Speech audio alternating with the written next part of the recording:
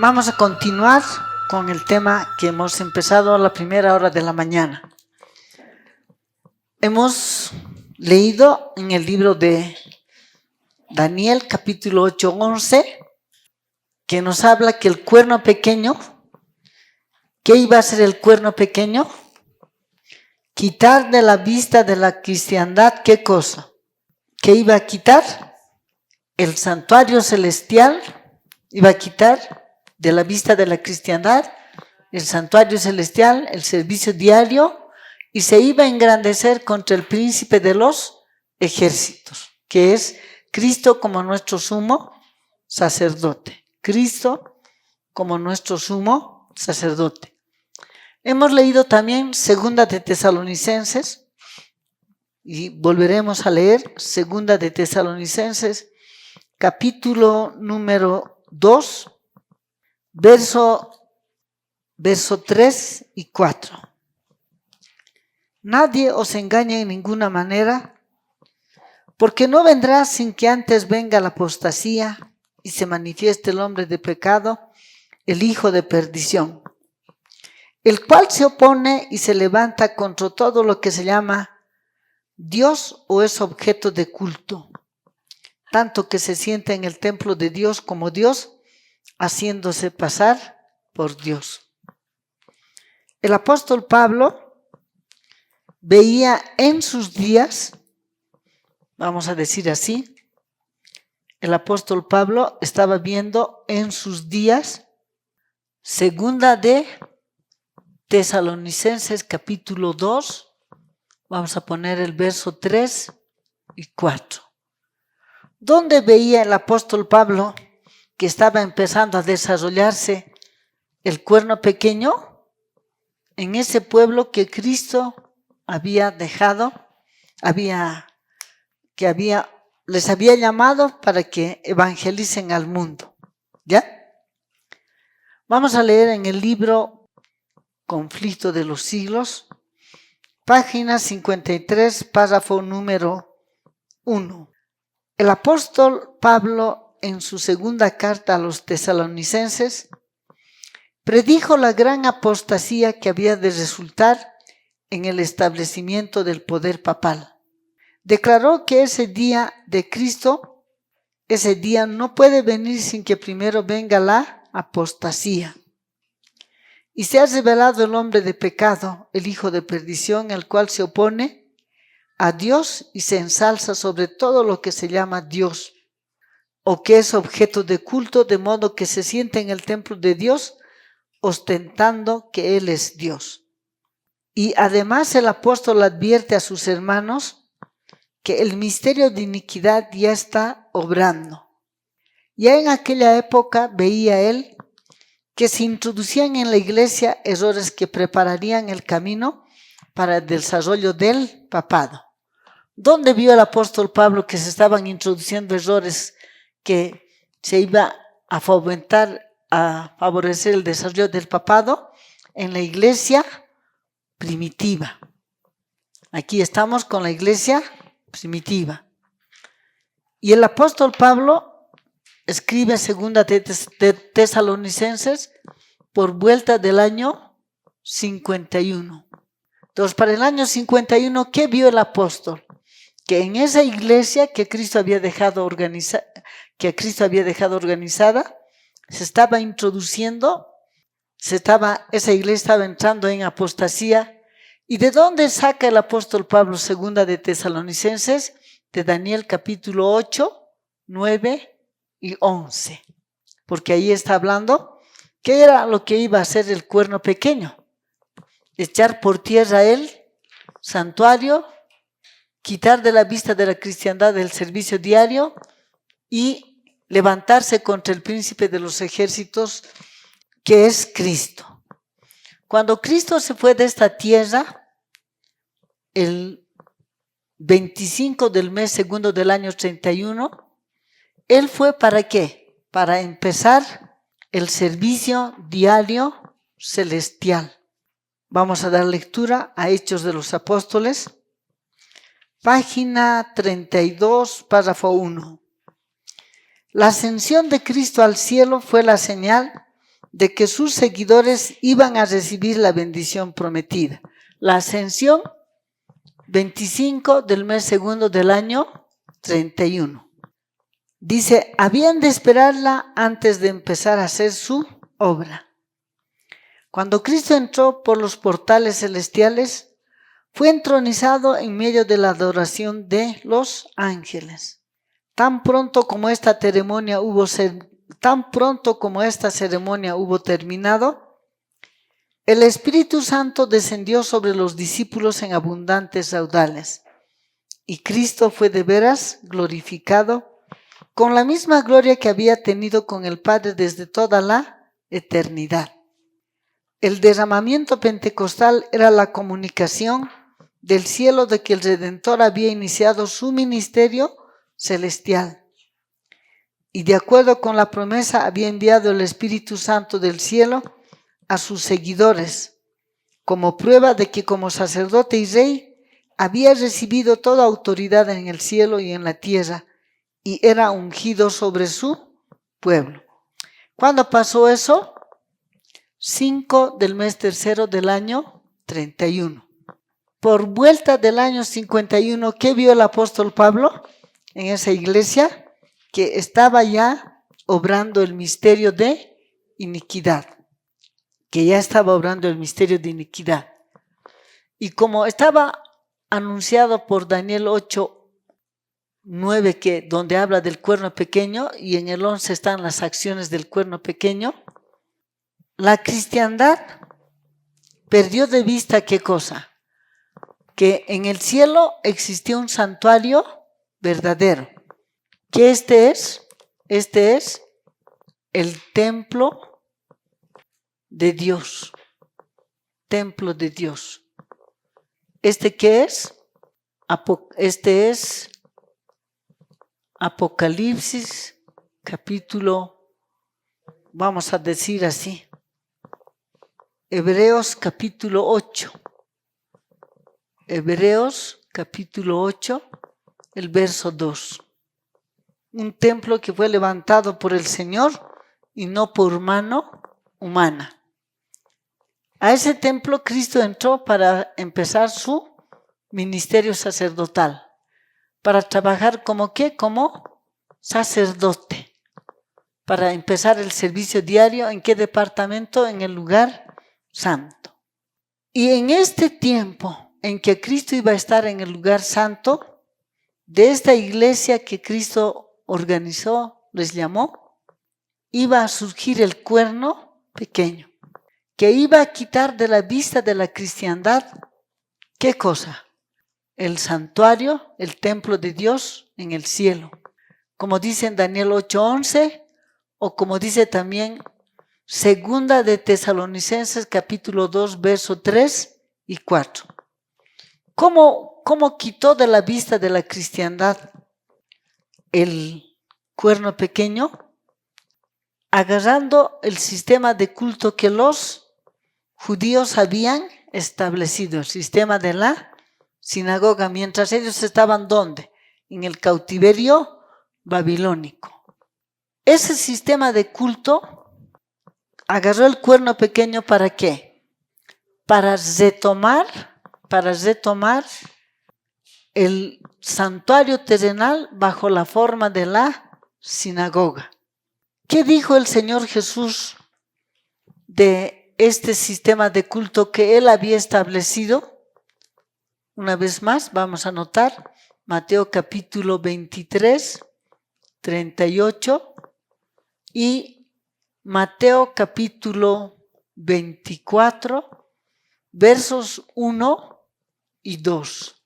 Ahora, este santuario llegó a su fin cuando Cristo dijo, ¿qué cosa? Este sistema a la vista de Dios va a llegar a su fin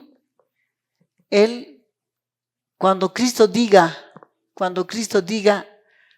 en el libro de Juan capítulo 19, 30, este sistema de culto llegó a su fin. Y una comunicación de que este sistema había llegado a su fin es lo que leemos en Lucas capítulo 23, vamos a dar lectura a Lucas 23, 45. Empezando con la 44, Lucas 23, 44, dice: cuando era como la hora sexta, hubo tinieblas sobre la tierra hasta la hora novena. El sol se oscureció y el velo del templo se rasgó por la mitad. Entonces Jesús, clamando a gran voz, dijo: Padre, en tus manos encomiendo mi espíritu. Y habiendo dicho esto, expiró.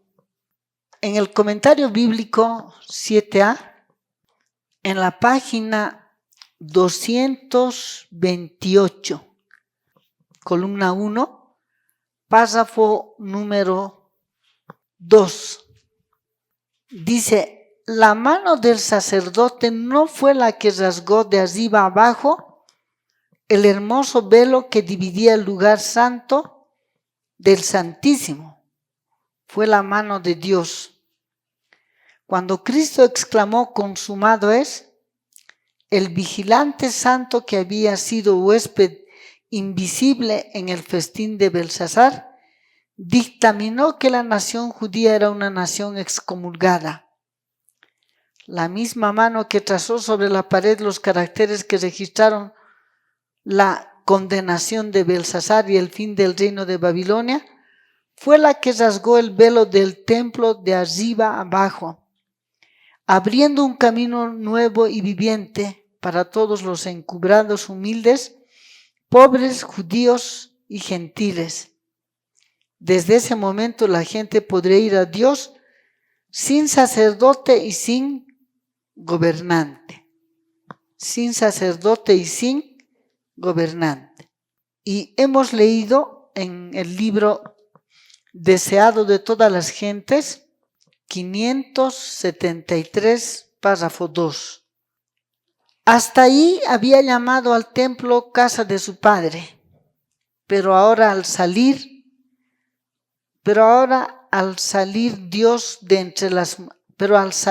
el Hijo de Dios de entre sus murallas, la presencia de Dios se iba a retirar para siempre del templo construido para su gloria.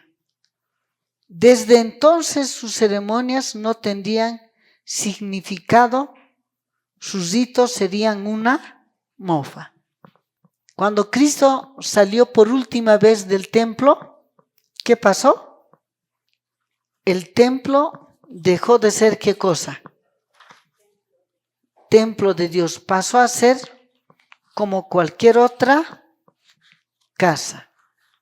Dice en el libro Primeros Escritos, en la página 197, párrafo número 2, dice, hablando de Esteban, se refirió a la historia del templo y declaró que Dios no mora en templos hechos con mano humana.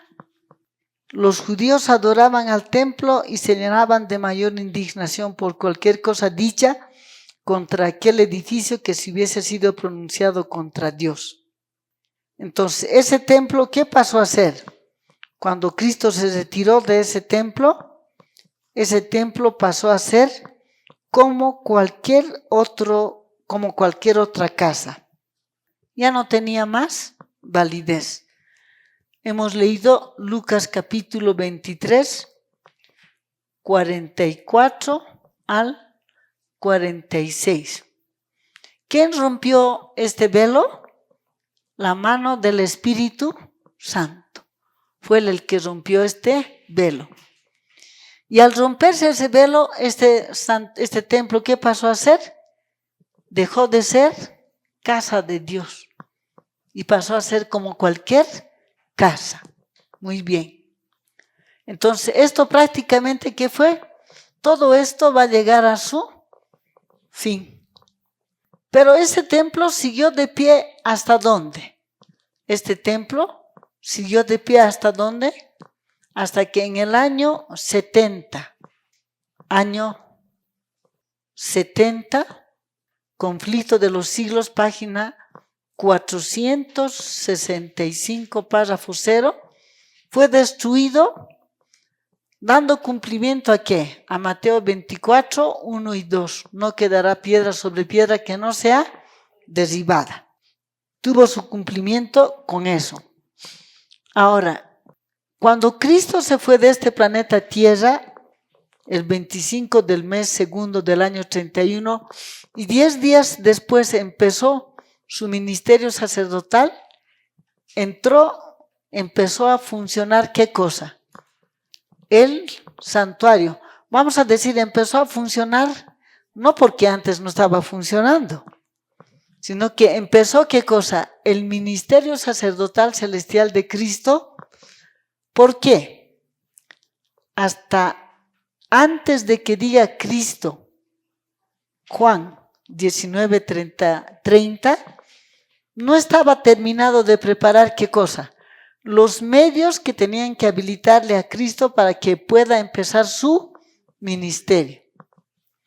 Pero cuando Él terminó de preparar los medios, con su vida, con su muerte y su resurrección, ahora Él estaba habilitado ¿para qué? Para empezar su ministerio sacerdotal celestial y empezar a trabajar en favor de todos aquellos que por fe desde el principio le siguieron y de los que iban a seguirle. Pero ¿qué estaba profetizado? Que es que de la iglesia primitiva iba a surgir ¿qué cosa? El cuerno pequeño o la bestia de Apocalipsis 13, 1. Que iba a quitar de la vista de la cristiandad ¿qué cosa? El santuario, iba a quitarse el servicio diario y se iba a engrandecer contra el príncipe de los ejércitos. Hemos leído en primeros escritos cómo es que eso se ha cumplido. Cuando Dios suscita a los reformadores ¿sabían que en el cielo existía un santuario real? No. ¿Sabían que Cristo tenía un sacerdocio? Tampoco. No sabían. ¿Qué plantearon los reformadores? Que cuando Cristo dijo consumado es, ahí tu pecado fue perdonado, ahí fuiste justificado con el evento de la cruz. ¿Y ellos qué tenían? Los reformadores, ¿qué tenían? Tenían la forma de la sinagoga con el nombre de ¿qué? Con el nombre de templo. Para ellos, ¿dónde estaba el templo? En lo que ellos llaman templo o lo que llaman sinagoga. Perdón, templo, iglesia. Esto era lo que ellos sabían, conocían, pero no sabían nada de esto. Y como ni los reformadores sabían, más tarde cuando Dios suscita a Guillermo Miller, y Guillermo Miller, ¿qué va a hacer? Va a ser el cómputo de las 2300 tardes y mañanas. Y él va a fijar una fecha. La fecha que primero va a fijar él va a ser abril de 1844, como el tiempo en que iba a terminarse las 2300 tardes y mañanas. Pero Dios permitió que Guillermo Miller cometa un error.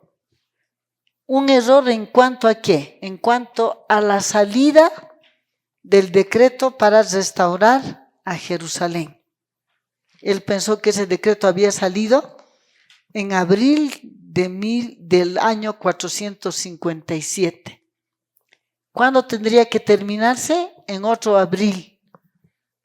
Pero no era el decreto, Guillermo Miller no sabía que el decreto no había salido en abril, sino el 10 del mes séptimo. Por lo tanto, ¿cuándo debía de terminar las 2300 tardes y mañanas? ¿Cuándo debía de llegar a su fin? Daniel 8:14, 10 del mes séptimo. ¿Cuál era el concepto que tenía Guillermo Miller? Y no solamente Guillermo Miller, sino todos, aún los reformadores. que cuando se leía Daniel 8:14, ¿qué decían ellos? Santuario es la tierra. Que cuando leían purificación, ¿qué decían? Que este planeta Tierra va a ser purificado con fuego y azufre. ¿Por qué ellos tenían ese concepto? Porque habían perdido de vista ¿qué cosa?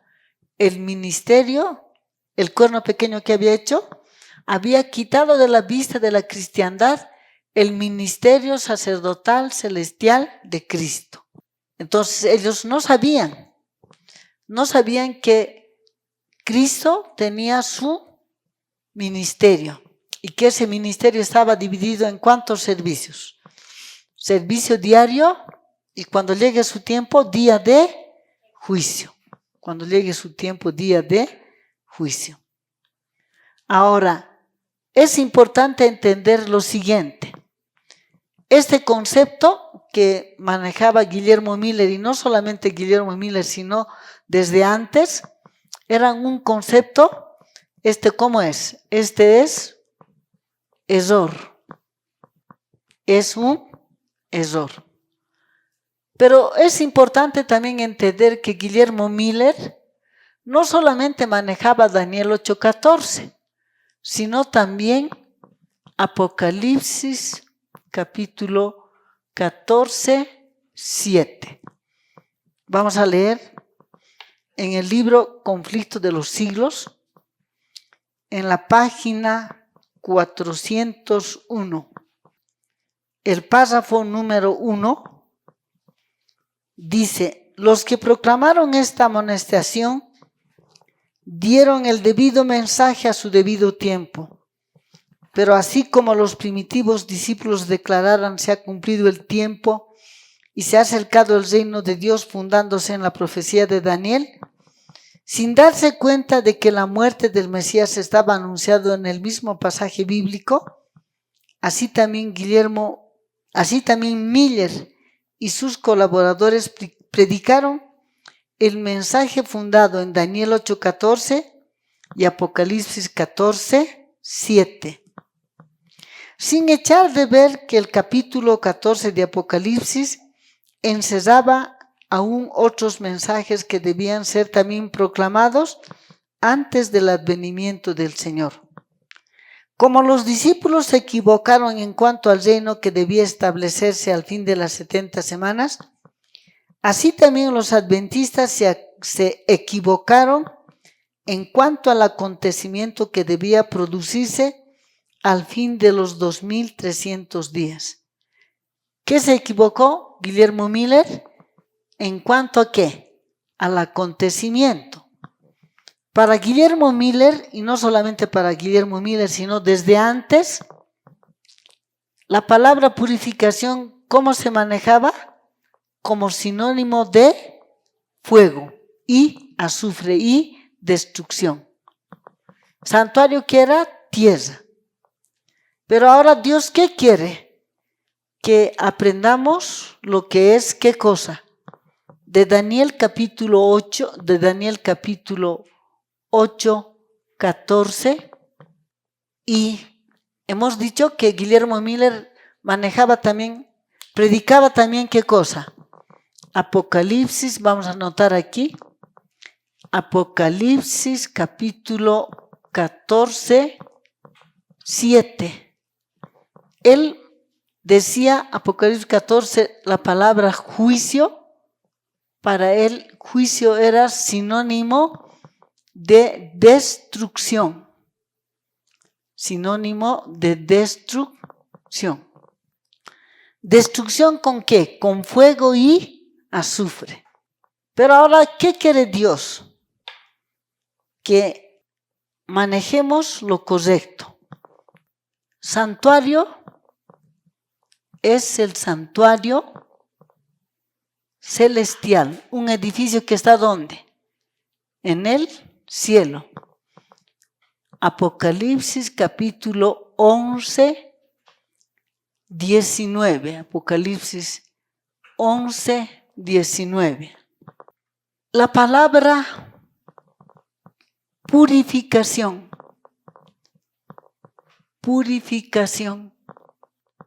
es sinónimo ¿de qué? De borrar pecados. ¿Con qué? Con sangre. Borrar pecados con sangre. Así como nos enseña el ritual simbólico. Cuando el 10 del mes séptimo entraba el sumo sacerdote al lugar santísimo, entraba ¿con qué? Con sangre. ¿Para qué? Para que el pecado perdonado pueda ser borrado. Eso es lo correcto, que Dios quiere que aprendamos. Y no es la purificación de Daniel 8:14, no está hablando de purificación con fuego, sino purificación sinónimo de borrar pecados, pero con sangre. Es con sangre. Así como nos enseña ¿qué cosa? El ritual simbólico, Levítico, capítulo 16, verso número 15 y 16 principalmente. Verso número 15 y 16 principalmente. Y la palabra juicio, esta palabra juicio de Apocalipsis 14:7, la palabra, lo correcto de Apocalipsis 14:7, juicio, es examen. ¿Examen de qué? Examen de libros. ¿Qué quiere Dios? Que manejemos ¿qué cosa? Un concepto correcto. Juicio de Apocalipsis 14:7 no es destrucción con fuego y azufre, que es sinónimo de examen. Vamos a dar lectura. La palabra juicio de Apocalipsis 14:7 es igual a Mateo capítulo 22, 1, 2 y 11. Vamos a leer. Mateo capítulo 22, el verso número 1 y 2 dice: respondiendo Jesús les volvió a hablar en parábolas, diciendo: el reino de los cielos es semejante a un rey que hizo fiesta de bodas a su hijo. Y en el verso 11 dice: y entró el rey para ver a los convidados, y vio allí a un hombre que no estaba vestido de boda. Dice Mateo 22, el reino de los cielos es semejante ¿a qué? A un rey que hizo fiesta de bodas a su hijo. Y el verso 3 dice: envió a sus siervos a llamar a los convidados a las bodas, mas estos no quisieron venir. Palabras de vida del gran maestro, la página 251, párrafo número 2 y 3. 251, párrafo número 2 y 3. Cuando el rey vino a ver a los convidados, se reveló el verdadero carácter de todos. Para cada uno de los convidados a la fiesta se había provisto un vestido de boda. Este vestido era un regalo del rey.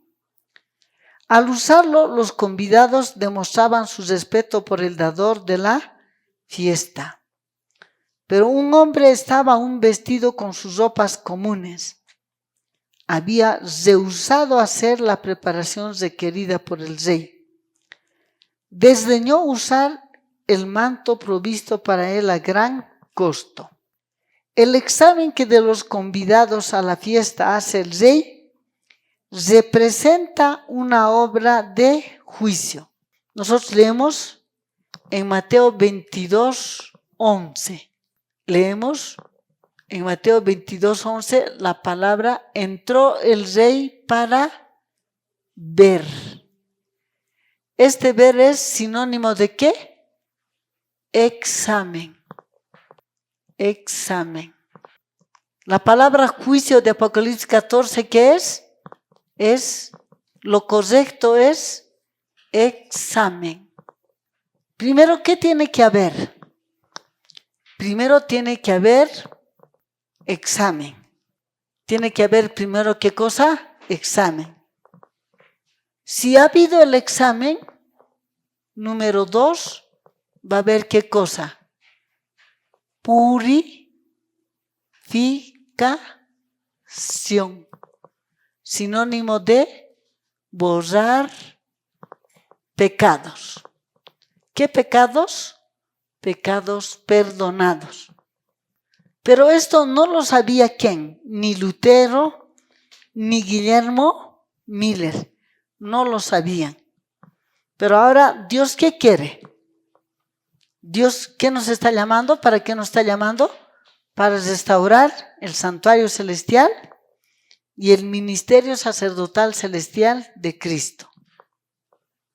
Cuando llegó 1844, ¿qué hizo Guillermo Miller? Tuvo un chasco. Hasta 1844, esta puerta, ¿cómo está? Estaba cerrada. Y de acuerdo a Apocalipsis 11, 19, ¿qué dice?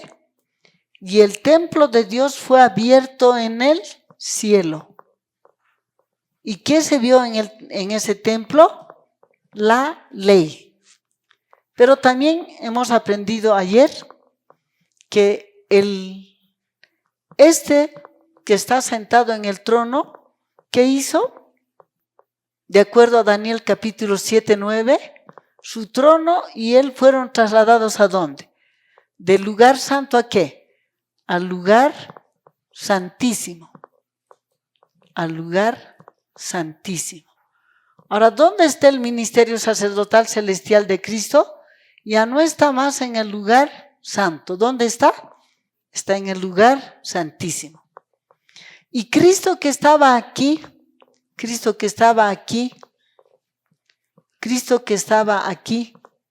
vestido de vestiduras sacerdotales, antes de entrar al lugar santísimo, ¿qué hizo? ¿Qué hizo Cristo? Primeros escritos, página 251, párrafo 0. ¿Se vistió de qué? De sus regias vestiduras. ¿Qué se puso sobre la túnica blanca? La túnica azul. Sobre la túnica azul, el manto del éfod. Sobre el manto del éfod, el pectoral. ¿Y qué tiene él en lugar de mitra? Tiene corona. Tiene su corona. Entonces, Cristo también, ¿qué hizo? Dejó el lugar santo y ahora él ha entrado ¿dónde? Al lugar santísimo. ¿Dónde ahora está su ministerio? Está en el lugar santísimo. Y está vestido de sus regias vestiduras. Y está trabajando, haciendo ¿qué cosa? Juicio para ¿quiénes? Para los muertos. ¿Qué está haciendo Cristo en este lugar? Juicio para ¿quiénes? Para los muertos. Y se está acercando el tiempo en que de muertos va a pasar ¿a qué? Al caso de vivos. Bueno, pero ahora nos interesa qué está pasando con la historia de la humanidad. Daniel 8:11 era el ataque del cuerno pequeño contra la obra de Cristo, ¿dónde? En el lugar santo. Ahora Cristo ya no está más en el lugar santo, ¿está dónde? En el lugar santísimo. Pero el cuerno pequeño, ¿qué quiere? Ahora que Cristo está en el lugar santísimo, Daniel capítulo 11, 45. Él no quiere que nosotros miremos al santuario. Vamos a leer en el libro Conflicto de los Siglos, página 542, párrafo 2. En la parte media dice: el pueblo de Dios debería comprender claramente el asunto del santuario y del juicio investigador. ¿Qué quiere Dios de cada uno de los que estamos aquí? Dice, el pueblo de Dios debería comprender claramente el asunto del santuario y del juicio investigador. Todos necesitan conocer por sí mismos el ministerio y la obra de su gran sumo sacerdote. ¿Qué quiere el Señor? Que todos entendamos ¿qué cosa? ¿Qué quiere que entendamos? Dice, el pueblo de Dios debería comprender claramente el asunto del santuario. ¿De qué más? Del juicio investigador. Apocalipsis 14, 7, Mateo 22, 1 y 2 y 11. Y vamos a agregar aquí, Daniel capítulo 7, 9, 10 y 13. Dios quiere que entendamos. Dice, y el juicio investigador. Cuando dice juicio investigador, ¿está hablando de qué? Apocalipsis capítulo 14, 7. Daniel capítulo 7, 9, 10 y 13. Mateo 22, del 1 al 11. Hebreos capítulo 12, del 22 al 29, hasta el 28, que es juicio. Dios quiere que entendamos. Dice, todos necesitan conocer por sí mismos y el ministerio y la obra de su gran sumo sacerdote. ¿Qué quiere Dios? Que todos conozcamos ¿qué cosa? El ministerio sacerdotal celestial de Cristo y la obra de Él como ¿qué? Como nuestro sumo sacerdote. Pero nosotros no podemos entender esto si no entendemos el simbólico, la representación. Si vamos a entender la representación, será fácil que entendamos esto. Pero si no, no vamos a entender. Ahora, ¿por qué Dios quiere que entendamos tres cosas? Dios quiere que entendamos, aquí vamos a anotar aquí vamos a anotar. Conflicto de los siglos, página 542, párrafo 2. Quiere que entendamos el asunto del santuario. Y 2, cuando dice juicio, ¿qué es? Ministerio sacerdotal celestial de Cristo, ahora juicio. Pero nosotros necesitamos entender también ¿qué cosa? No solamente juicio. Necesitamos entender ¿qué cosa? Que este ministerio tiene servicio diario. Y 2, día de juicio. Y Él quiere que estudiemos eso. Número 3. ¿La obra de quién? Del sumo sacerdote. ¿Y por qué quiere el Señor que entendamos eso? ¿Por qué quiere el Señor que entendamos eso? Dice, todavía continuando la página 542, párrafo 2, dice, de otro modo, les será imposible ejercitar la fe tan esencial en nuestros tiempos o desempeñar el puesto al que Dios los llama. Si no entendemos, ¿vamos a poder cumplir el propósito que Dios tiene cuando nos está llamando? No vamos a poder. Aquí dice de otro modo, les será imposible ejercitar la fe tan esencial en nuestros tiempos o desempeñar el puesto al que Dios los llama. Importante, cada cual tiene un alma que salvar o que perder. ¿Por qué Dios quiere que estudiemos? Todos nosotros tenemos un alma que salvar o un alma que perder. Todos tienen una causa pendiente ante el tribunal de Dios. Muchas veces hemos dicho que este templo, vamos a poner este santuario, hemos dicho que este santuario, ¿qué es? ¿Qué hemos dicho que es este santuario? ¿Qué hemos dicho? Que esta es la Corte Suprema de justicia celestial. ¿Qué tenemos todos? ¿Qué tenemos? ¿Qué tenemos todos? Una causa pendiente ante el tribunal de Dios, ante el tribunal de Dios. ¿Qué tienen todos? Una causa pendiente ante ¿quién? ¿Qué tenemos cada uno de los que estamos aquí? Una causa pendiente ante el tribunal de Dios. Porque cuando Juan vio el templo de Dios abierto, ¿qué también vio él? Vio la ley. ¿Qué vio? La ley de Dios. Todos nosotros hemos quebrantado esa ley. Ya, hemos quebrantado. ¿Qué tenemos? Una causa pendiente ante el tribunal de Dios. Muy bien. Tenemos que entender, Dios quiere que entendamos eso. Ahora, ¿por qué más quiere Dios que entendamos? Conflicto de los siglos, página 543, párrafo 0.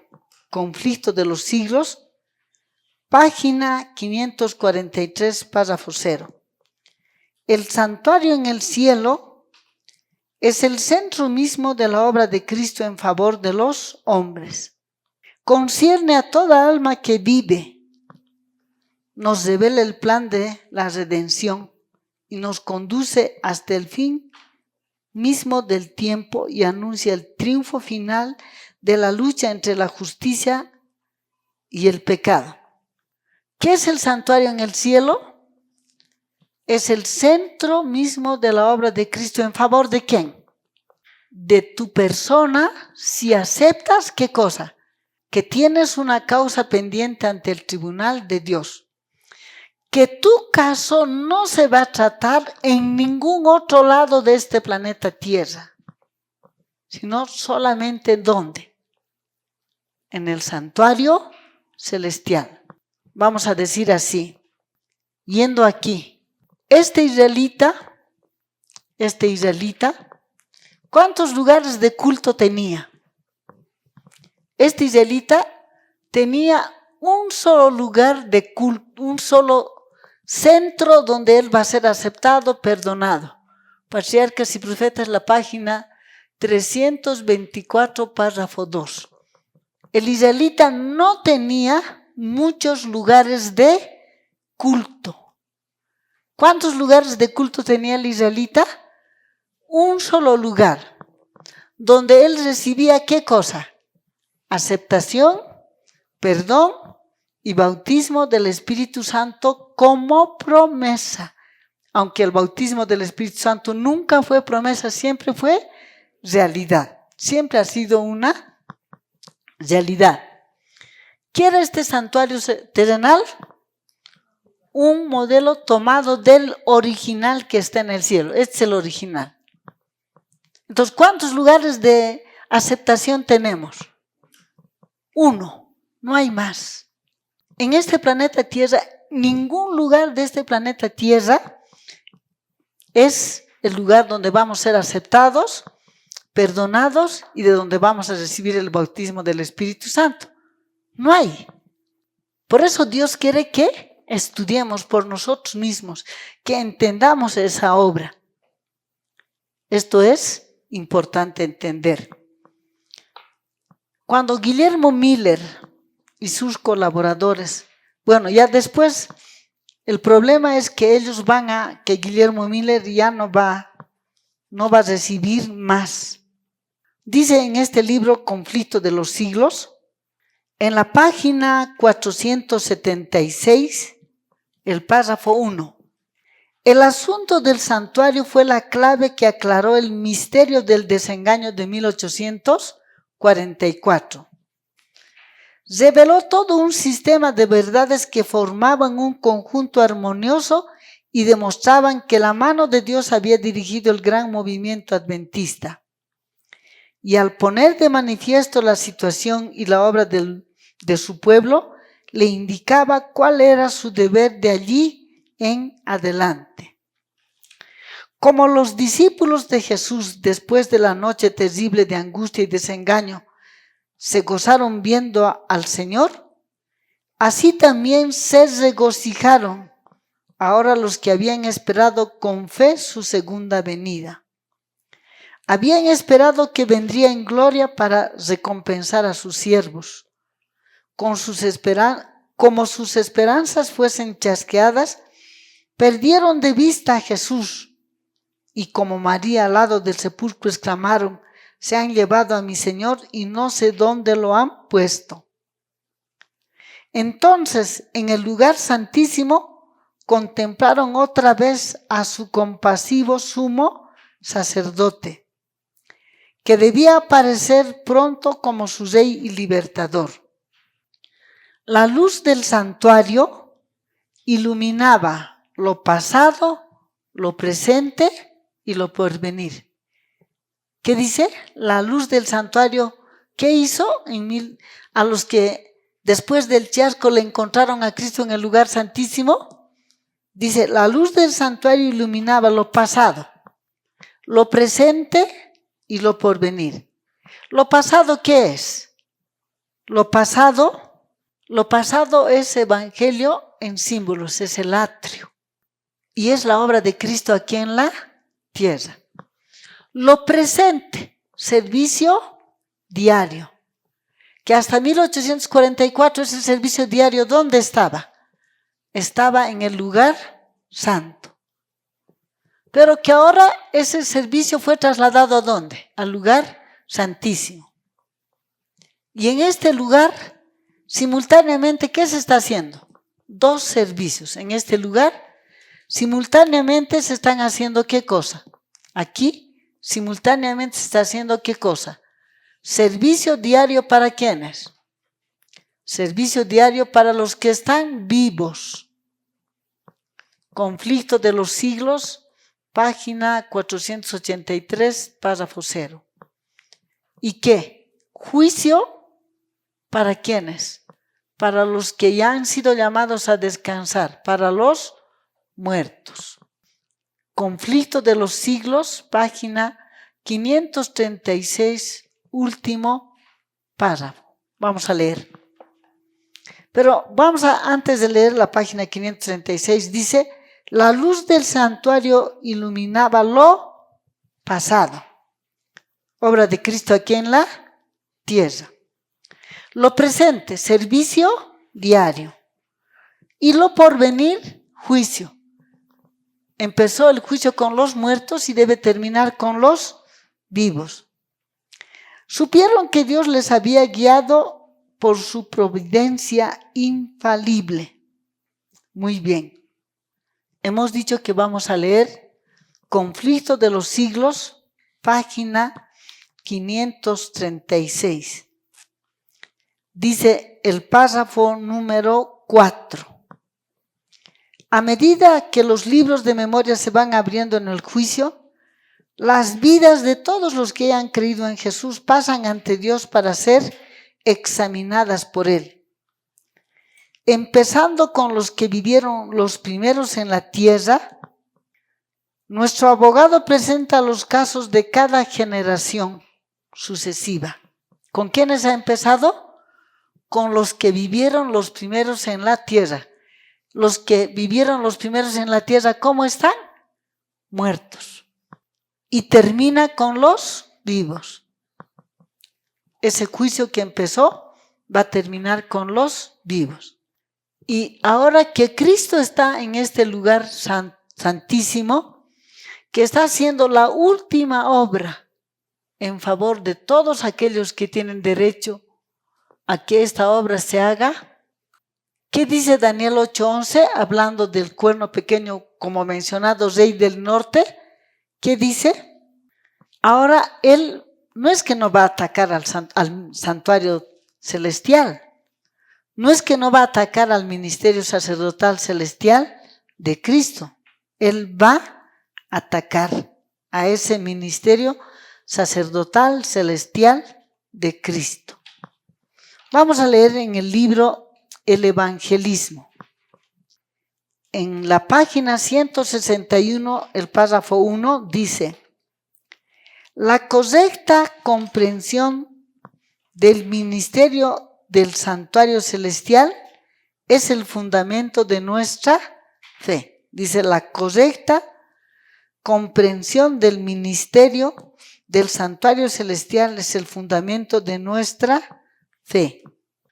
Dice en la página 266, dice, en la página 166, el párrafo número 2 dice: como pueblo debemos ser estudiantes fervorosos de la profecía. No debemos descansar hasta que entendamos claramente el tema del santuario que ha sido presentado en las visiones de Daniel y Juan.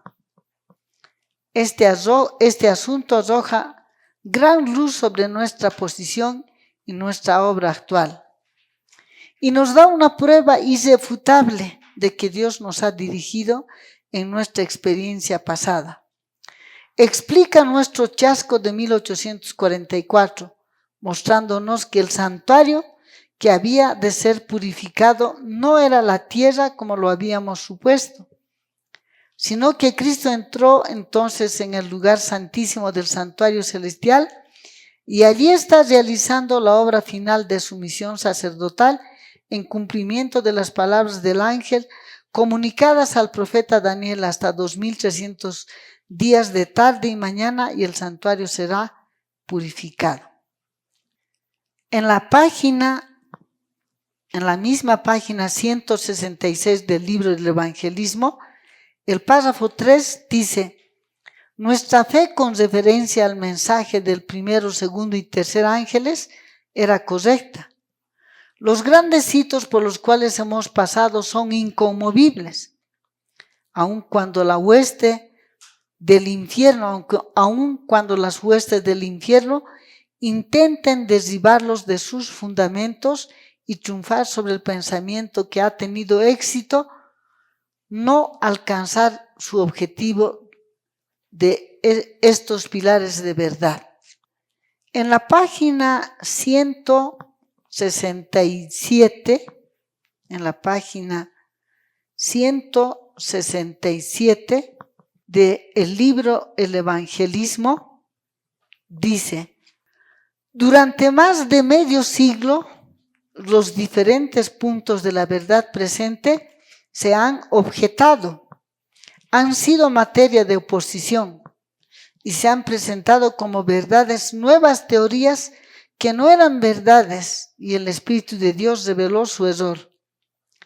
A medida que se presentaban los grandes pilares de la fe, el Espíritu Santo les daba testimonio, especialmente esto es cierto respecto a las verdades del santuario.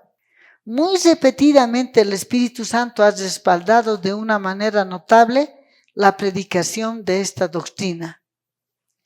Pero hoy en día, como en lo pasado, algunos serán inducidos a idear nuevas teorías y negar las verdades con las cuales el Espíritu ha estado colocando su aprobación. ¿Qué dice? Nuevas teorías, dice aquí. Como en lo pasado, dice, Pero hoy en día, como en lo pasado, algunos serán inducidos a idear nuevas teorías y negar las verdades sobre las cuales el Espíritu Santo ha colocado su aprobación. Página 167, el Evangelismo, párrafo número 2. En lo futuro surgirán engaños de toda clase y necesitamos terreno sólido para nuestros pies. Necesitamos sólidos pilares para el edificio. No ha de quitarse ni un solo ápice de aquello que el Señor ha establecido. El enemigo presentará falsas doctrinas tales como la doctrina de que no existe santuario. Este es uno de los puntos en los cuales algunos se apartarán de la fe. ¿Dónde encontraremos seguridad a menos que sean las verdades que el Señor nos ha estado dando durante estos 50 últimos años? Dice, el enemigo presentará, ¿qué cosa? Falsas doctrinas como la doctrina de que no existe un santuario. Ahora, ¿cómo es que el enemigo está presentando doctrinas de que no existe santuario? ¿Qué inventos hay? Vamos a ver qué inventos tiene el cuerno pequeño. Vamos a decir, hablando de la construcción del santuario que se erigió bajo la dirección de Moisés. ¿De qué estaba construido ese santuario? De tablas de madera de acacia. ¿Recubiertas de qué? De oro. Entonces el diablo, ¿qué dice? Aquí es lo que dice Daniel capítulo 11, 45, ¿qué es? Ataque contra quién? Contra el santuario, pero ya no contra la obra de Cristo en el lugar santo, porque Él ya no está ahí. Ahora, ¿dónde está Cristo? Está en el lugar santísimo. Entonces, ¿cómo es que Él ataca? Agarrando la forma en que fue construido el santuario bajo la dirección de Moisés, ¿qué dice? Que cada tabla fue hecha ¿de qué? De madera de acacia. Cada tabla fue hecha de madera de acacia.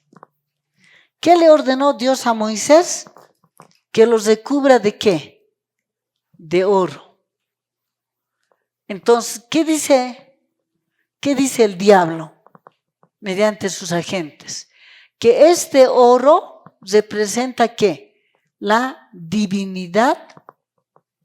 ¿La divinidad de qué? De Cristo. ¿Y la madera qué representa? Esta madera de aquí, ¿qué representa? Madera, la humanidad de Cristo. ¿Qué representa? La humanidad de Cristo. Entonces, todo el santuario, ¿qué representa? O sea, todo este santuario hecho de madera de acacia recubierta de oro, todo esto, ¿qué representa? La divinidad y la humanidad de Cristo. ¿Hay santuario en el cielo, hermanos? No hay. Si todo el maderamen representa la humanidad de Cristo y todo el oro representa la divinidad de Cristo, ¿hay santuario en el cielo? No hay santuario. No hay santuario. Entonces, no escuchamos nosotros esas ideas, no nos dicen. Después, ¿qué dice el cuerno pequeño? Esto es en cuanto a ¿qué? En cuanto a las tablas. Pero ¿qué también Dios le ordenó a Moisés? Que haga ¿qué? Un arca ¿de qué? Un arca ¿de qué? De madera de acacia. Y que esta arca sea recubierta ¿de qué? Por dentro y por fuera con oro. Que sea recubierta por dentro y por fuera con oro. Y el razonamiento sigue siendo el mismo. ¿Esto qué representa? La divinidad de Cristo. ¿Qué representa la madera? La madera, ¿qué representa? La humanidad de Cristo. Entonces, ¿qué representa el arca? ¿Qué representa el arca? La divinidad y la humanidad de Cristo. ¿Hay arca en el cielo? Y si no hay arca, ¿qué no hay? No hay ley. Ya. Si el arca es así, entonces en el cielo no hay arca. ¿Y qué más va a decir? Va a decir lo propio de la mesa de los panes de la proposición, que fue construido ¿de qué? De madera de acacia recubierta ¿de qué? De oro. ¿Hay mesa en el cielo? No hay. ¿Qué nomás todo representa? La divinidad y la humanidad de Cristo. ¿Quién nomás está en el cielo? Solo Cristo. No hay santuario, no hay arca y tampoco hay candelero. No hay. Entonces, este razonamiento, ¿qué tiene por objetivo? Echar por tierra, ¿qué cosa? El santuario celestial. Quitar de nuestra vista, ¿qué cosa? El santuario celestial. Tenemos, esta es una forma de quitar de nuestra vista el santuario celestial. ¿Y esto qué es? Otra forma. Ahora vamos a ver otra forma. Vamos a ver otra forma. La otra forma que dicen, ¿qué cosa? Vamos a poner aquí. Ellos presentan así, hacen el dibujo de una cruz echada y hacen así. Hacen el dibujo de una cruz echada. Y luego dicen así. Entonces ellos, ¿qué dicen? Que esta parte de la cruz, esta parte de aquí, esta parte de la cruz, ¿qué es? Que este es el altar del sacrificio y esta es ¿qué cosa? La fuente del agua. Pero eso no está escrito. ¿Qué dice el libro del evangelismo? Que van a surgir hombres, ¿qué cosa? Que van a inventarse toda clase de ideas para quitar de nuestra vista el santuario celestial. Entonces ellos dicen que esta parte horizontal de la cruz, ellos dicen que aquí está, ¿qué cosa? El candelero. Que aquí está el altar del incienso y aquí está la mesa de los panes de la proposición. Entonces, ¿qué dicen que esto qué es? Ellos dicen que es el lugar santo. ¿Y qué dicen ellos? Que esta parte de aquí es un cubo. ¿Qué es esto? Un cubo. Entonces, esta parte de aquí arriba, ¿qué dicen ellos? Como este es un cubo, entonces ellos dicen ¿qué cosa? Que esto es Apocalipsis capítulo 21, donde describe ¿qué cosa? Vamos a leer. Dice en Apocalipsis capítulo 21, dice el verso número 16. La ciudad se hallaba establecida en un cuadro cuya longitud es igual a su anchura, y él midió la ciudad con la caña 12,000 estadios, y la longitud y la altura de ella eran iguales. Apocalipsis 21, 16. ¿Qué dicen ellos? Que esta parte de aquí es ¿qué cosa? Jerusalén la celestial. Esta parte de aquí. Pero eso no está escrito. Además de eso, hemos dicho ¿qué cosa? Aquí. Vamos a ir aquí. Este santuario que Moisés construyó, su alto, ¿cuánto tenía? 4,50 metros. El ancho, ¿cuánto tenía? 5,40 metros. Y el largo, ¿Cuánto tenía el largo? 13 metros 50. ¿Dónde hay cubo, hermanos?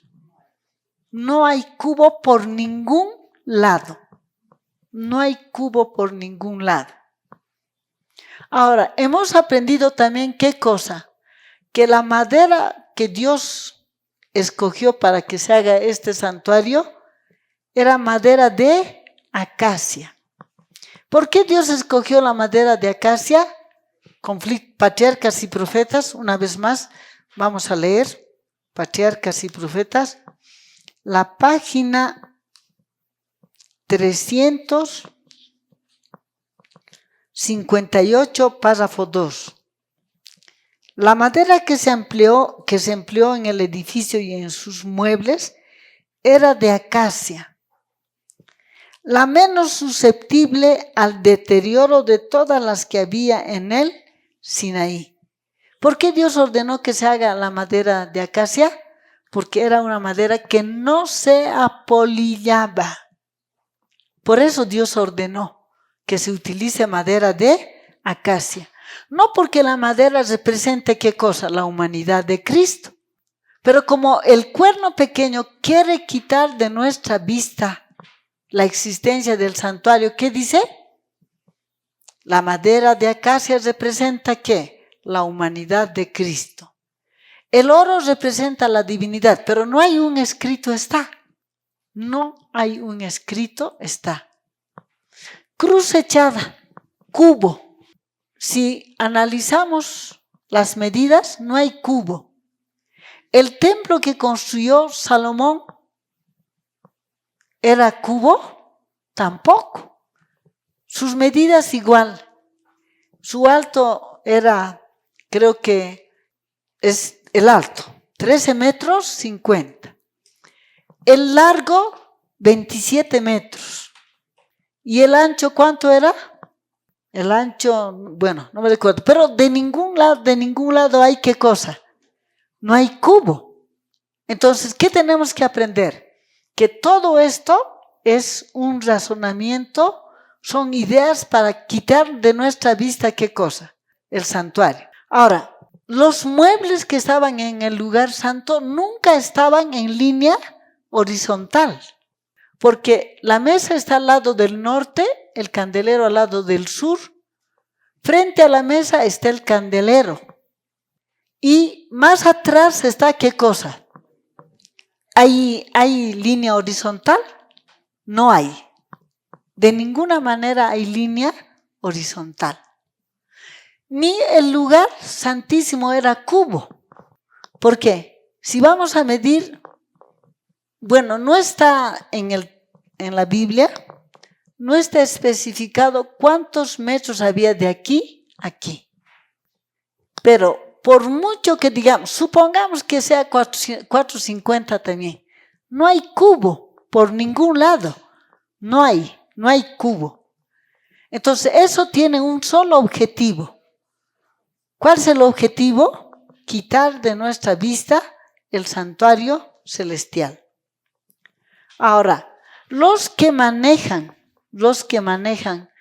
esta forma de razonar esto, ¿qué utilizan? Vamos a leer qué es lo que ellos utilizan.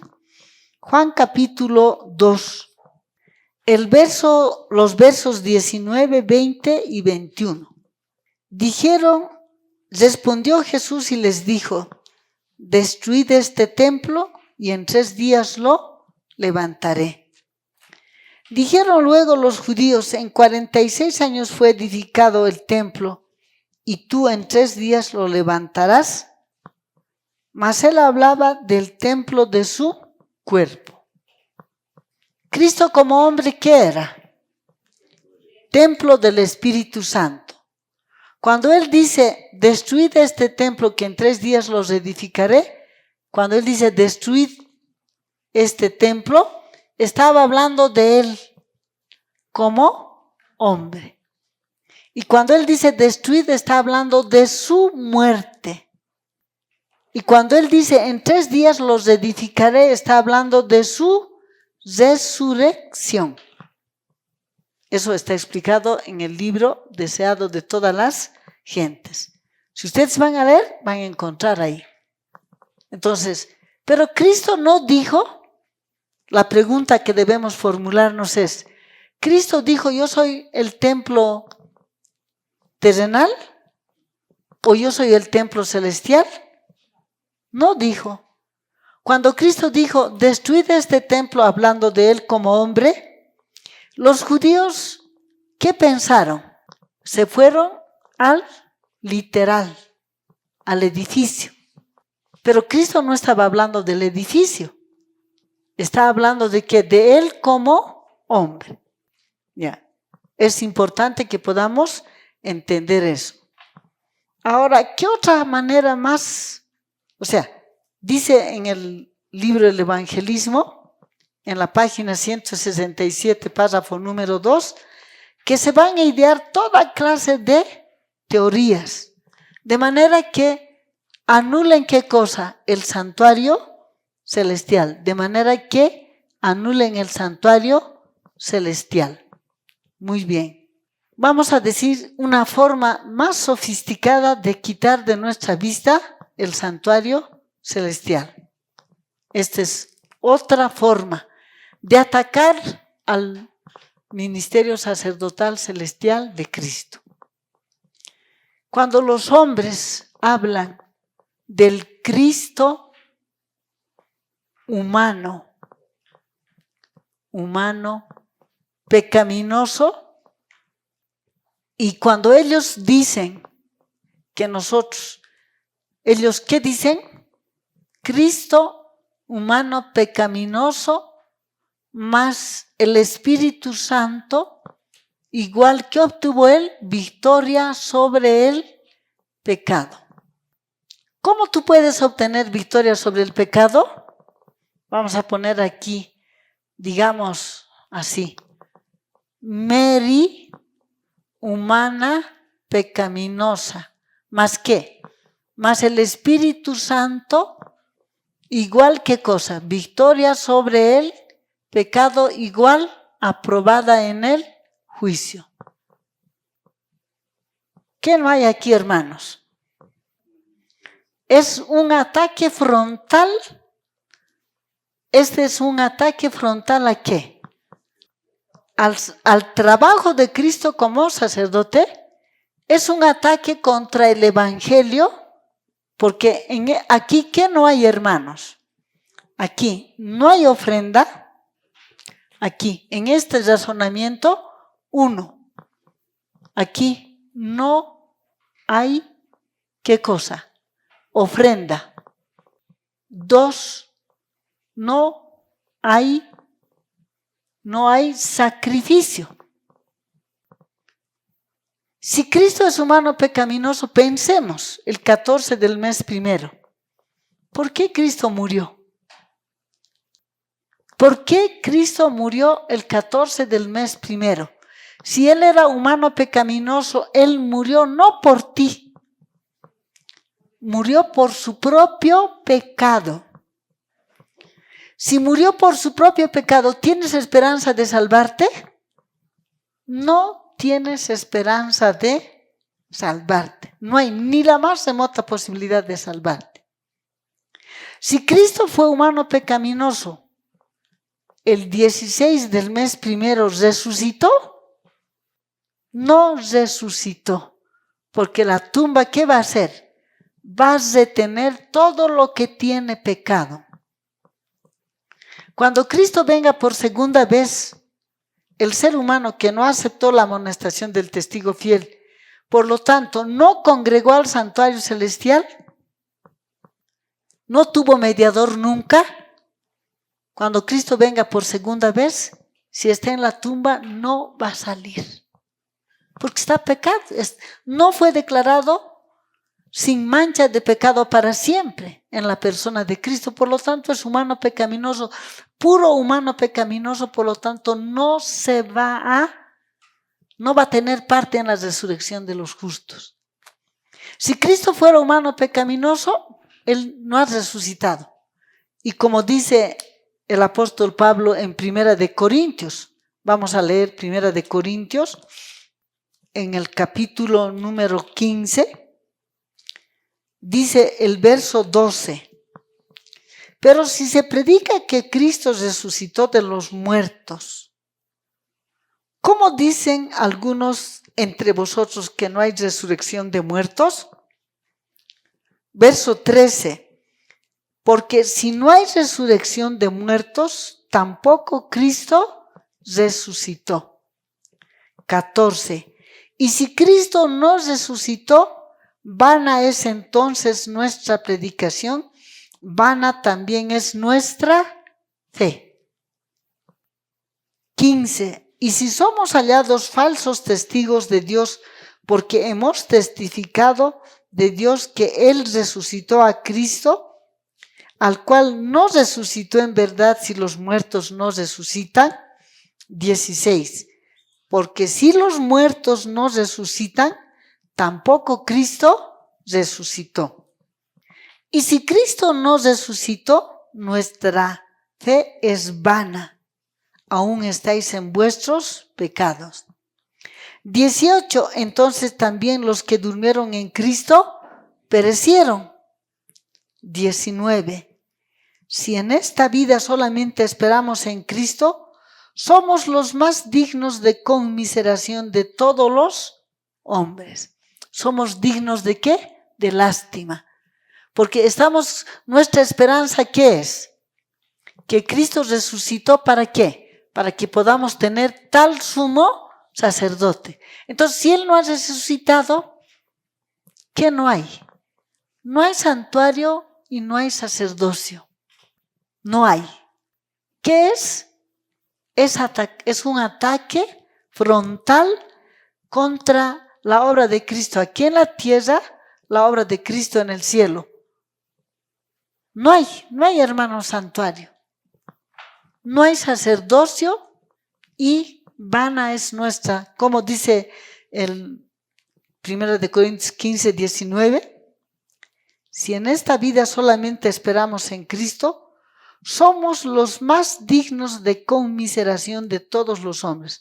Somos los hombres más dignos de ¿qué? De lástima.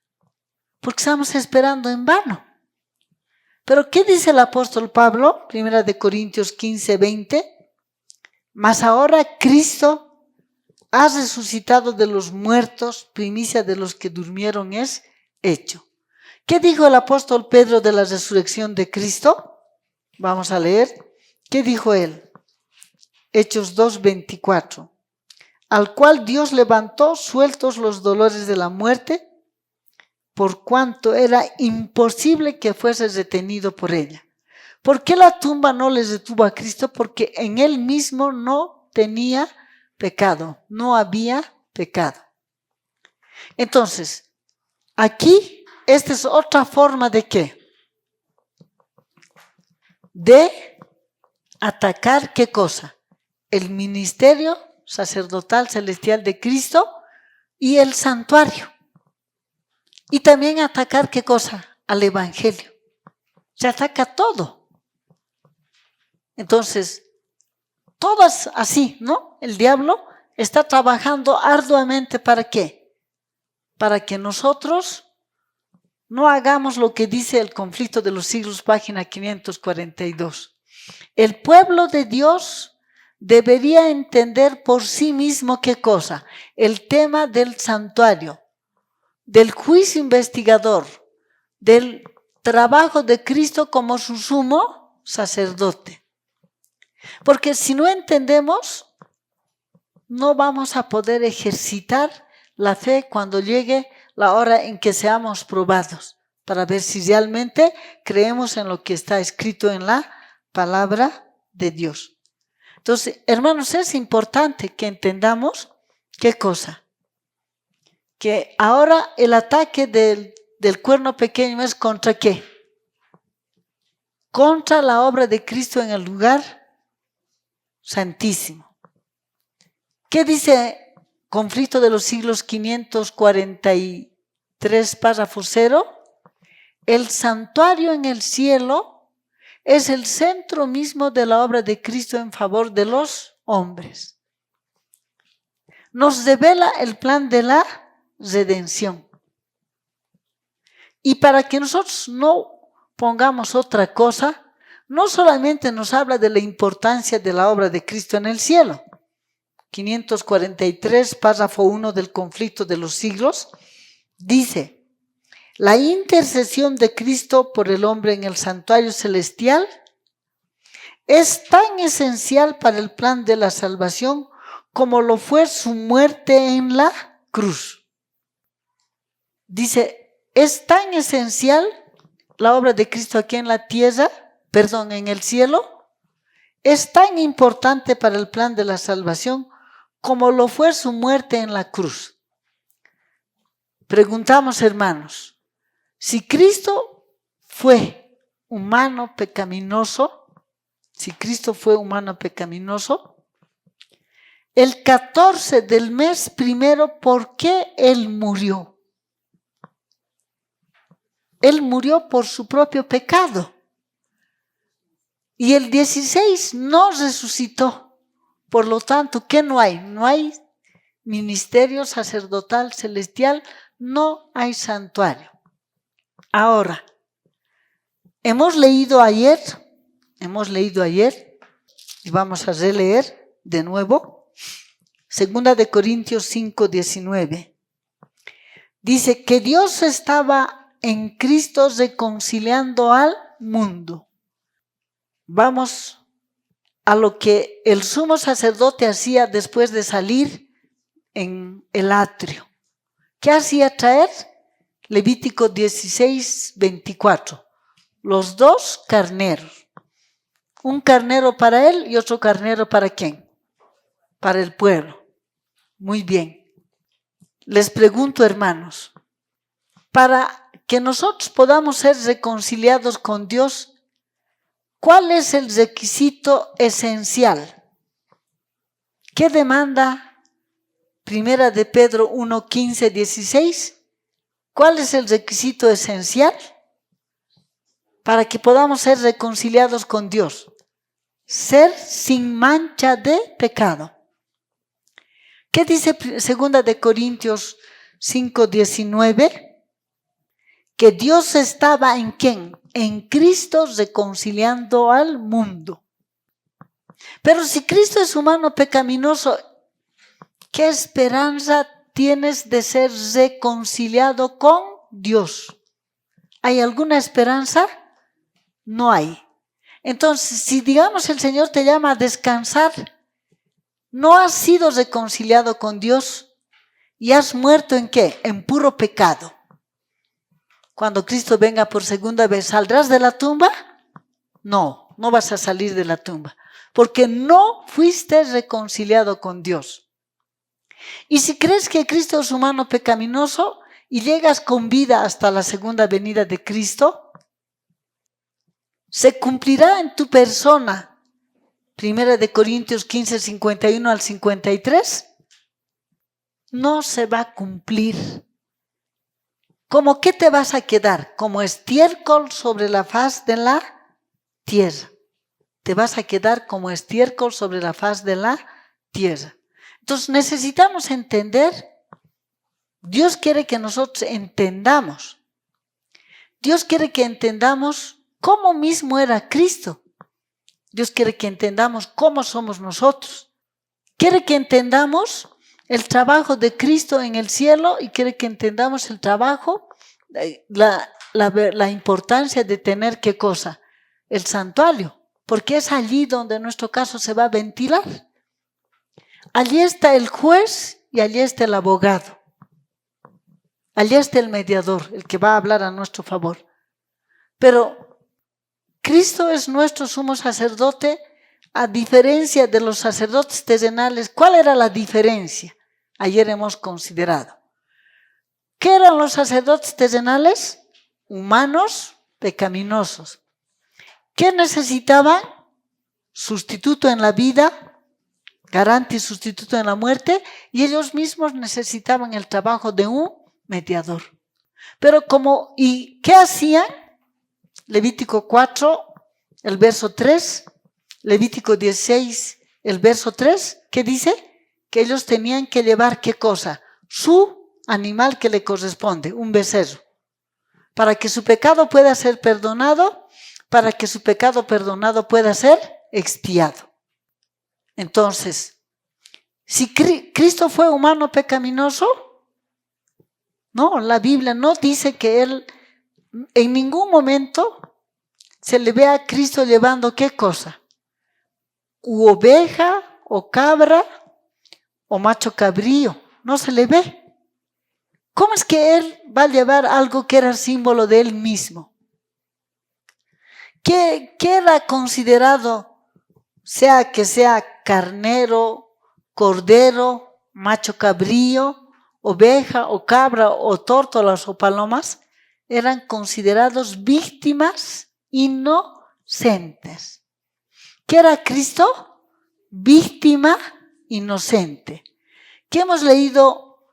Y una vez más voy a leer el deseado de todas las gentes en la página 641. Dice, hablando de la noche del 14 del mes primero, podía decir, recibe el transgresor la penalidad de su pecado y yo volveré a mi Padre. ¿Beberá el Hijo de Dios la amarga copa de la humillación y agonía?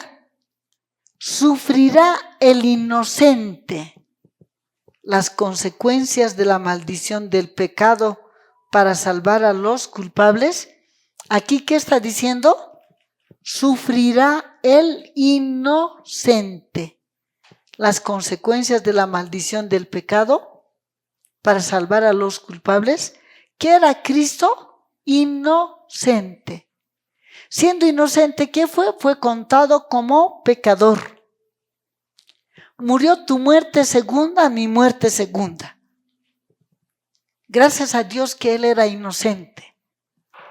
Porque si hubiera sido culpable, no tendríamos ni la más remota esperanza de salvarnos.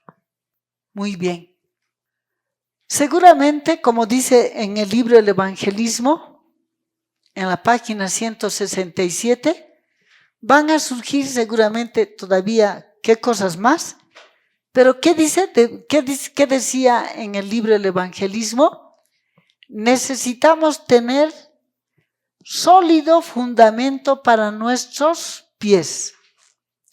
¿Y cuál es el sólido fundamento?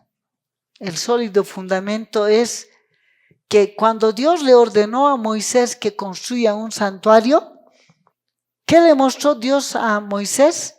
El santuario celestial. ¿Quién otro vio el santuario celestial?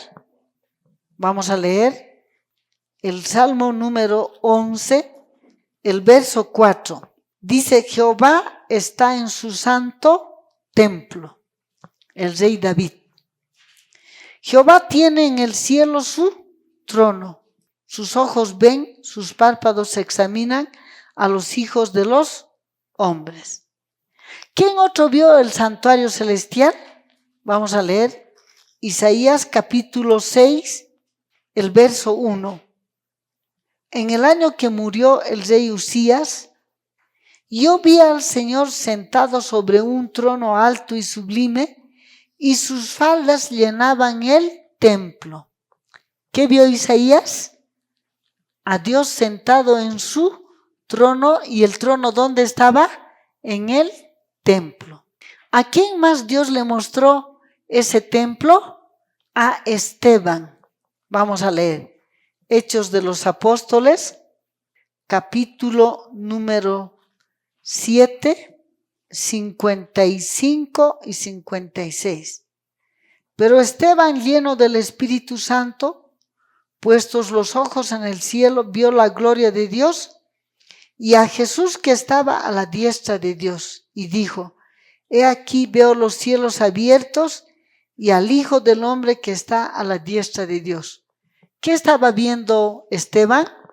El templo de Dios y a Cristo trabajando ante el Padre, Hemos leído Hechos de los Apóstoles, capítulo 7, versos 55 y 56. Y por último vamos a decir, Esteban, Pablo también vio el santuario. Y finalmente el apóstol Juan, en el Apocalipsis, está describiendo el lugar santo y el lugar santísimo y los muebles que hay en él. Así que, hermanos, es importante que entendamos que ese santuario que construyó Moisés era una representación en miniatura del santuario celestial. El santuario celestial tiene ¿cuántas partes? Lugar santo y lugar santísimo. ¿Cuántas partes tenía el santuario terrenal? Lugar santo y lugar santísimo. Cada uno con su respectivo mueble y cada uno con su respectivo servicio, los servicios que son. Y el santuario celestial es un lugar de trabajo donde se ventila nuestro caso. Muy bien. Dice en el libro del Evangelismo, en la página 167, párrafo 4, Satanás está luchando continuamente para sugerir suposiciones fantásticas con respecto al santuario, degradando las maravillosas imágenes de Dios y el ministerio de Cristo por nuestra salvación, a fin de convertirlas en algo que cuadre con la mente carnal. Quita a los corazones de los creyentes el poder director de esas imágenes divinas y los suple con teorías fantásticas, inventadas para anular verdades de la expiación y para destruir nuestra confianza en las doctrinas que hemos considerado sagradas desde que fuera dado por primera vez el mensaje del tercer ángel. Y así quisiera él despojarnos de nuestra fe en el mismo mensaje que nos ha convertido en un pueblo separado y que ha dado carácter y poder a nuestra obra. ¿Qué dice? Que Satanás constantemente, ¿qué está haciendo? Para sugerir suposiciones fantásticas con respecto al santuario y degradando las maravillosas imágenes de Dios y del ministerio de Cristo para nuestra salvación. Si tienen alguna pregunta, hermanos, pueden formularla. Para la mujer, no es para el niño. Porque cuando leemos Levítico 12, ¿qué tenía que llevar? Dice en Levítico 12, el verso 6, cuando los días de su purificación fueron cumplidos, los días de la purificación ¿de quién? De la mujer. Por hijo o por hija traerán un cordero de 1 año para holocausto. Esto es para la mujer. Y un palomino o una tórtola para expiación a la puerta del tabernáculo de reunión. El verso número 8 dice, y si no tiene lo suficiente para un cordero, tomará entonces 2 tórtolas o 2 palominos, uno para holocausto y otro para expiación. Y el sacerdote hará la expiación por ella y será limpia. ¿Para quién es? Para la mujer. Pero si ha sido hijo varón, ¿qué va a hacer al día 40? Se lo va a presentar. ¿Para quién se presenta el cordero o las tórtolas o palominos? Para la mujer, para que ella sea purificada. Al niño, ¿qué se le hacía? Al 8º día se le debía de circuncidar. Y al día 40, ¿qué se le va a hacer? Se le va a presentar ante el Señor. Se lo está dedicando. Es la dedicación. O sea, si nace una niña, el 80 día va a ser presentado. Si nace varón, el 40 día. ¿Qué se le debe presentar? Si es varón, al 40 día. No está más en vigencia la circuncisión. ¿Pero qué está en vigencia? El que se le presente al día 40 si es varón, al día 80 si es mujer. A Dios. Es que el sacerdote levantaba a la criatura y lo presentaba ¿a quién? A Dios. Ahora, ¿quién va a hacer ese trabajo? Vamos a leer. Deseado de todas las gentes, página 761, párrafo 3. El mandato que dio el Salvador a los discípulos incluía a todos los creyentes en Cristo hasta el fin del tiempo. ¿Cuál mandato? Mateo capítulo 28, 19, 20. Marcos capítulo 16, 15. Hechos de los Apóstoles capítulo 1, 5 al 8. Ese es el mandato. ¿Este mandato a quién incluye? A todos los creyentes en Cristo hasta el fin del tiempo. Pregunta: ¿creyente en Cristo es solamente el hombre? ¿Qué son creyentes en Cristo? Hombres y mujeres. ¿A quién le compete hacer? Sea que sea hombre o sea que sea mujer, que sea creyente ¿en quién? En Cristo. Dice: es un error fatal suponer que la obra de salvar almas solo depende del ministro ordenado. Todos aquellos a quienes llegó la inspiración celestial reciben el evangelio encometido. ¿Por qué dices evangelio? Porque es en Marcos 16, 15 que el Señor está diciendo ¿qué cosa? Id por todo el mundo y predicad el evangelio. ¿Para quiénes nomás es eso? ¿Qué pasaría si tú eres varón pero no eres creyente en Cristo? ¿A quiénes es dada la orden? A todos los creyentes en Cristo. Dice: a todos aquellos a quienes llegó la inspiración celestial reciben el evangelio encometido. A todos los que reciben la vida de Cristo se les ordena trabajar para la salvación de sus semejantes. La iglesia fue establecida para esta obra y todos los que toman sus votos sagrados se comprometen por ello a colaborar con Cristo. Entonces, ¿para quiénes es el mandato? ¿Pero qué dice? El mandato de Mateo capítulo 28, 19, 20. ¿Qué está diciendo en el 19? Por tanto, id y doctrinad, bautizándolos en el nombre del Padre, del Hijo y del Espíritu Santo, enseñándoles que guarden todas las cosas que os he enseñado que guarden. ¿Está diciendo? A todos. ¿A quién incluye Mateo 28, 19?